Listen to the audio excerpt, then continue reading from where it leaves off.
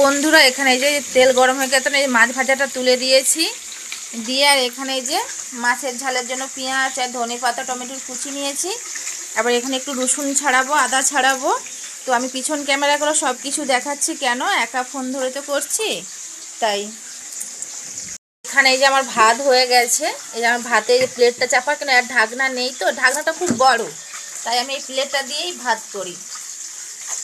মাছটা আস্তে আস্তে আস্তে করে উল্টিয়ে দেই। চলো বন্ধুরা, আর হ্যাঁ বন্ধুরা, তোমরা কে কে মাছের ঝালে কী কী মশলা দাও কমেন্ট করে জানাবে। আমি দেই তোমার হচ্ছে পেঁয়াজ বাটবো, রসুন বাটবো, আদা বাটা দেবো, জিরা বাটা আর একটু সর্ষে বাটা দিয়ে এবার টমেটোর ধনে পাতা, মানে মাছের ঝালে দিলে একটু টেস্টফুল হয় এবং তো খেতেও ভালো লাগে। আর কারা কারা কী কী দিয়ে মাছের ঝাল বানাও আমাকে কমেন্ট করে জানাবে। আমি তো এইভাবেই বানাই।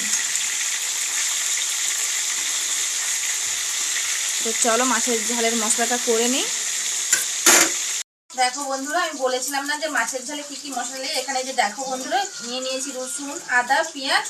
এবার অল্প করে একটু জিরা নিয়ে নেব, অল্প করে জিরা নিলাম। আর একটু যে কালো সর্ষে, একটু কালো সর্ষে নিয়ে নেব। আমি মাছের ঝাল করলে এইভাবে আমি মাছের ঝালটা বানাই, অল্প করেই নেবো, বেশি না।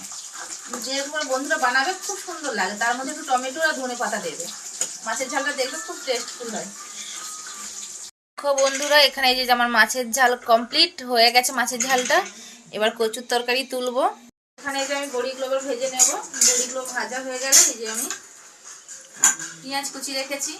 এবার কচুর পালং শাকের ঘন্ট তুলবো, হলেই আমার রান্না কমপ্লিট হয়ে যাবে বন্ধুরা। দেখো বন্ধুরা, এই যে আমার রান্না করতে হতে দেখো বারান্দায় এসে আমার যে কিছু নেই, এবার কি করবো, আলু দিয়েছি।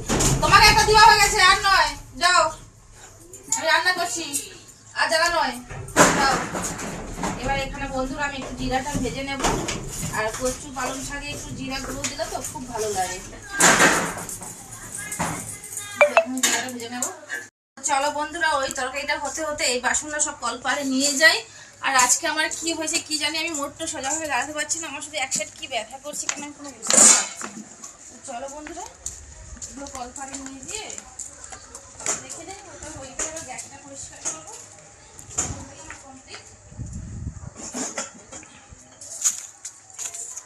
এই সাবানটা নিয়ে যাবো, সাবানটা দিয়ে ওভেনটা ভালো করে পরিষ্কার করলে ওভেনটা দেখতে ভালো লাগে।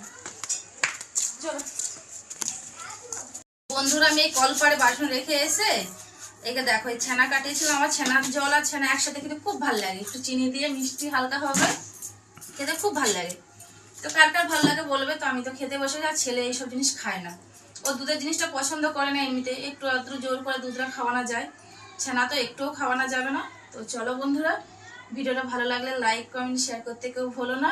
টাটা বাই বাই, সবাই ভালো থেকো, সুস্থ থেকো।